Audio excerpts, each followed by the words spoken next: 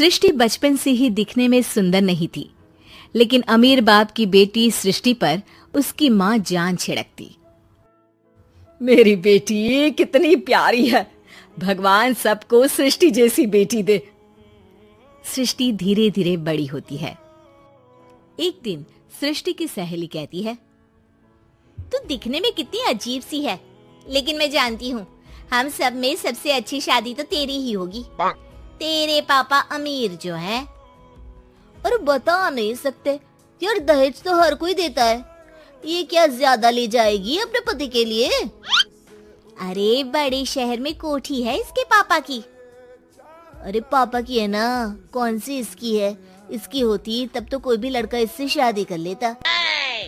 अरे पापा की मतलब पापा की है तो मेरी ही है ना? किसने कहा? अब तेरी तो तब होगी ना जब तेरा भाई ना हो। वैसे भी शादी के बाद सारी प्रॉपर्टी भाई के नाम होती है। सृष्टि समझ जाती है कि उसे किसी भी हालत में माँ बाप की सारी प्रॉपर्टी को अपने नाम करना है, लेकिन कैसे? एक दिन सृष्टि का भाई शीनू कहता है, बहन क्या कर रही है? तुझसे एक बात करनी है। अरे हाँ करना, मैं तो तेरी बहन हूँ। बहन मेरी लाइफ में ना एक लड़की है, बहुत अच्छी है। मैं सोच रहा हूँ माँ और पापा से बात करूँ शादी के लिए।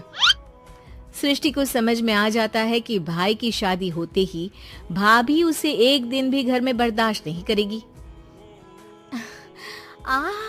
क्या बात है भाई, बताना कौन है वो? यार वो बहुत अच्छी लड़की है, पढ़ी लिखी है, मेरे साथ जॉब भी करती है। बस एक प्रॉब्लम है। प्रॉब्लम? क्या प्रॉब्लम है भाई? यार वो शादीशुदा है, लेकिन उसके पति ने उसे सिर्फ इसलिए छोड़ दिया क्योंकि उसके माँ बाप दहेज नहीं दे पाए। सृष्टि ये सुनकर न जाने क्यों खुश हो जाती है। अरे भाई तो क्या हुआ, लड़की तुझे तो पसंद है ना? शीनू को लगता है कि बहन उसे समझ रही है। वो इस बात से अनजान होता है कि उसकी बहन की मंशा पूरा घर हड़पने की है। सृष्टि अपनी माँ से कहती है, मम्मी मुझे तो बहुत चिंता है। पता है शीनू क्या कर रहा है? अरे क्या कर रहा है? वो तो काम पर जाता है और वापस घर आता है। नहीं ना माँ, वो यही तो नहीं कर रहा, बाकी सब कर रहा है। आपको पता है उससे प्यार है, और वो भी एक शादीशुदा लड़की से। ये क्या हो गया? मैं सोसाइटी में क्या मुंह दिखाऊंगी?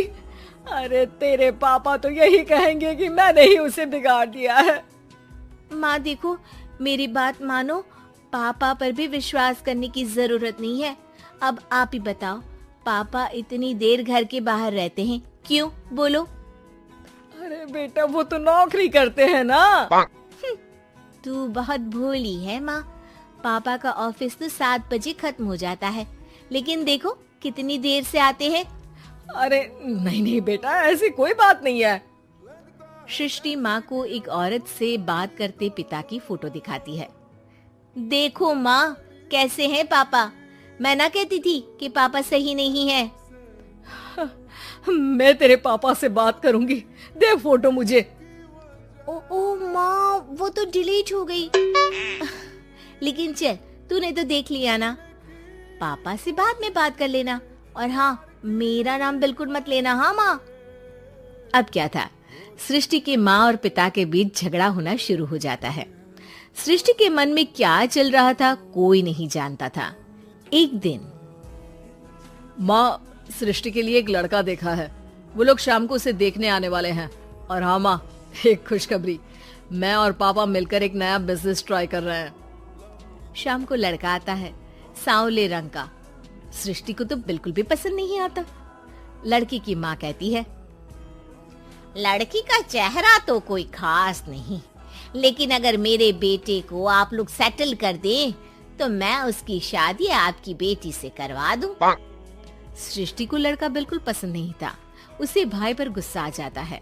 लड़के वालों के जाने के बाद कहती है, माँ देखा शीनू मेरे लिए कैसा लड़का लेकर आया, न दिखाने लायक न सुनने लायक, सेटल भी नहीं, वो भी हम करे।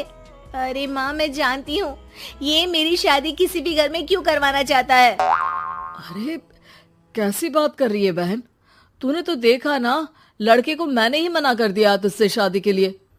जिसने लड़का बताया था उसने उसकी बहुत तारीफ की थी।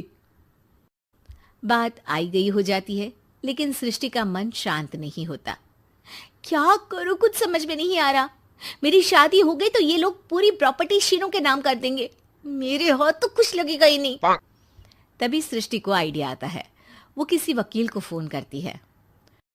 जी देखिए, अगर आपके मम्मी पापा का तलाक हो जाता है तो आपके पिता की आधी प्रॉपर्टी आपकी माँ के नाम हो जाएगी, फिर उसे वो किसी को भी दे सकती है। सृष्टि अब माँ को बेटे के खिलाफ भरती है। माँ, शीनू पर नजर रखा करो, वो जिस लड़की के प्यार में है ना, वो शादीशुदा है। यहाँ आएगी, सारा पैसा, रुपया, जमीन, जायदाद सब हड़प लेगी। पापा का भी हाल तुमसे छुपा नहीं है। ऐसा ना हो कि मैं और आप एक दिन सड़क पर भीख मांगे। हे भगवान, मैं तो जीते जी मर जाऊंगी अगर ऐसा हो गया तो। ऐसा हो गया नहीं माँ, ऐसा ही होगा। अभी समय है, आगे का सोच लो। मैं तो कहती हूँ पापा से आधी प्रॉपर्टी लेकर अलग हो जाओ। पापा की आधी प्रॉपर्टी भी हम लोगों को अगर मिल जाती है ना, तो अगले 7 जन्म सफल समझो। बेचारी माँ बेटी के कहने पर पति से तलाक लेकर अलग हो जाती है। सृष्टि अब पैसों से गाड़ी और अपने दूसरे महंगे शौक पूरे करने लगी। उसके दोस्त भी उसके पैसे इस्तेमाल करते। सृष्टि, कल तुम कहाँ थी? मैं सारा दिन घर पर अकेली थी। तो मैं क्या करूं? मैंने ठेका तो नहीं लिया है ना तुम्हें संभालने का। माँ को सृष्टि से ये उम्मीद नहीं थी। वो बैठकर रोने लगती है। वहीं उसका पति यानी कि सृष्टि के पिता आ जाते हैं। मैं जानता था कि तुम्हारा यही हाल होगा, तो आपने मुझे रोका क्यों नहीं? मैं रोकता तो तुम रुकती क्या? सृष्टि के कहने पर तुमने मुझ पर, अपने बेटे पर शक किया, लेकिन तुम ये भूल गई कि कैसे हम दोनों ने मिलकर जीवन में इतना सब खड़ा किया। माँ पति के गले लग जाती है। मुझे माफ कर दीजिए, मैंने आपकी कमाई का एक बड़ा हिस्सा गवा दिया। कोई बात नहीं, तुम साथ हो तो मैं ऐसी 7 प्रॉपर्टी खड़ी कर दूंगा। तभी वहां सृष्टि आ जाती है रोते हुए।